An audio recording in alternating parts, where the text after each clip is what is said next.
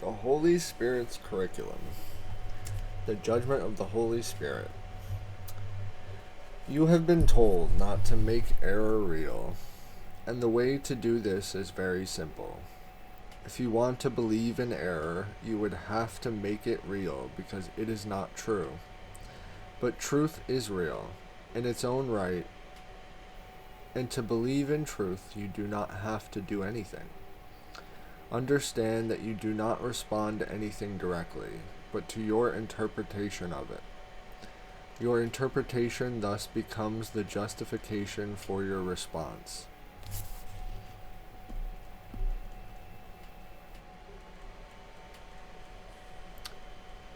Which I think right, because you don't need to. And the ego is responding, or was responding.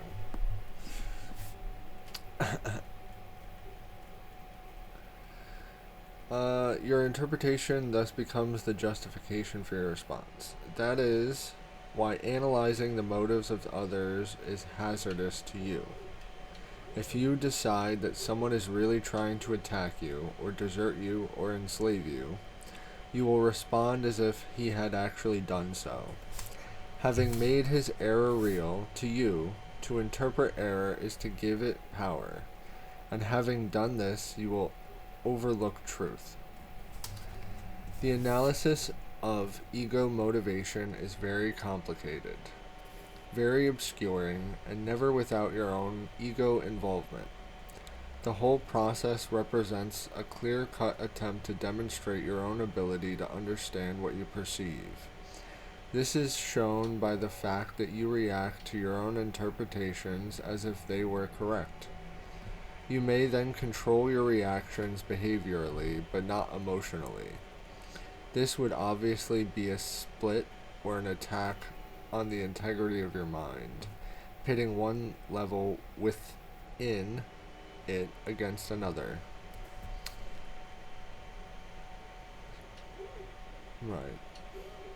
The analysis of ego motivation is very complicated, because it has to be, and never without your own ego involvement.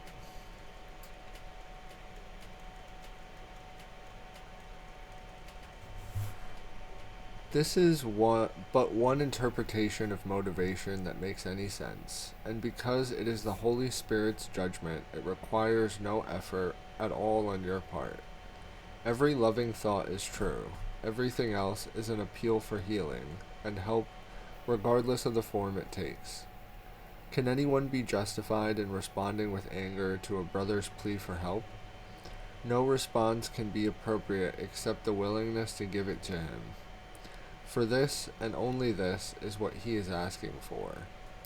Offer him anything else, and you are assuming the right to attack his reality by interpreting it as you are assuming the right to attack his reality by interpreting it as you see fit. Right. Which, it doesn't matter how you see it, right? Even if it is attack, right? That's a plea for help on their account, and you should be able to see that. And I need to do that. I need to speak up more. Perhaps the danger of this to your own mind is not yet fully apparent. If you believe that an appeal for help is something else, you will react to something else. Your response will therefore be inappropriate to reality as it is, but not to your perception of it. There is nothing to prevent you from recognizing all calls for help as exactly what they are, except your own imagined need to attack. It is only this that makes you willing to engage in endless battles with reality, in which you deny the reality of the need of healing by making it unreal. You would not do this except for your unwillingness to accept reality as it is, and which you therefore withhold from yourself. It is surely good advice to tell you not to judge what you do not understand. No one with a personal investment is a reliable witness, for truth to him has become what he wants it to be. If you are unwilling to perceive an appeal for help is what it is because you are unwilling to give help and to receive it. To fail to recognize a call for help is to refuse help. Would you maintain that you do not need it? Yet this is what you are maintaining when you refuse to recognize a brother's appeal, for only by answering his appeal can you be helped. Deny him your help, and you will not recognize God's answer to you.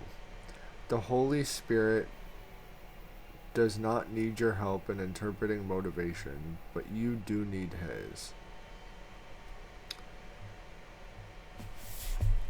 Only appreciation is an appropriate response to your brother. Gratitude is due him for both his loving thoughts and his appeals for help, for both are capable of bringing love into your awareness if you perceive them truly, and all your sense of strain comes from the attempts not to do just this. How simple, then, is God's plan for salvation? There is but one response to reality, for reality evokes no conflict at all. There is but one teacher of reality who understands what it is. He does not change his mind about reality because reality does not change. Although your interpretations of reality are meaningless in your divided state, his remain constantly true. He gives them to you because they are for you. Do not attempt to help a brother in your way, for you cannot help yourself. Ain't that the truth?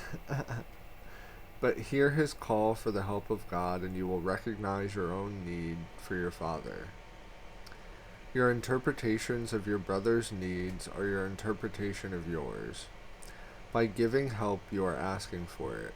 If you perceive but one need in yourself, you will be healed, for you will recognize God's answer as you want it to be. And if you want it in truth, it will be truly yours. Every appeal you answer in the name of Christ brings the remembrance of your Father closer to your awareness. For the sake of your need, then, hear every call for help as what it is, so God can answer you. By applying the Holy Spirit's interpretation of the reactions of others more and more consistently, you will gain an increasing awareness that his criteria are equally applicable to you. For to recognize fear is not enough to escape from it, although the recognition is necessary to demonstrate the need for escape. The Holy Spirit must still translate the fear into truth. If you were left with fear once you had recognized it, you would have taken a step away from reality, not towards it. Yet we have repeatedly emphasized the need to recognize fear and to face it without disguise as a crucial step in the undoing of the ego. Consider how well the Holy Spirit's interpretations of the motives of others will serve you then. Having taught you to accept only loving thoughts in others and to regard everything else as an appeal for help, he has taught you that fear itself is an appeal for help. So your fearful response, my fearful response, but other people's fearful responses when you see it, that's a cry for help. When people are attacking, they need help. You need a pat on the back. And I know they don't need a pat on the back, but that's it, right? And you gotta see that as like the call, I guess, for now. But then again, I don't know what to do, so I don't know. God will figure it out, right? That's the plan. This is what recognizing fear really means. If you do not protect it, he will reinterpret it. That is what the ultimate value of learning to perceive attack as a call for love. We have already learned that fear and attack are inevitably associated. If only attack produces fear, and if you see attack as a call for help, that it is, the unreality of fear must dawn on you. For fear is a call for love, an unconscious recognition of what has been denied. Fear is a symptom of your own deep sense of loss. If when you perceive it in others you learn to supply the loss, the basic cause of fear is removed. Thereby you teach yourself that fear does not exist in you. The means for removing it in yourself, and you have demonstrated this by giving it. Fear and love are the only emotions of which you are capable. One is false, for it was made out of denial, and denial depends on the belief in what is denied for its own existence. By interpreting fear correctly as a positive affirmation of the underlying belief it masks, you are undermining its perceived usefulness by rendering it useless. Defenses that do not work at all are automatically discarded. If you raise what fear conceals to clear-cut, unequivocal predominance, fear becomes meaningless. You have denied its power to conceal love, which was its only purpose. The veil that you have drawn across the face of love has disappeared. If you would look upon love, which is the world's reality, how could you do better than recognize, in every defense against it, the underlying appeal for it? And how could you better learn of its reality than by answering the appeal for it by giving it? The Holy Spirit's interpretation of fear does dispel it, for the awareness of truth cannot be denied. Thus does the Holy Spirit replace fear with love and translates error into truth. And thus will you learn of him how to replace your dream of separation with the fact of unity.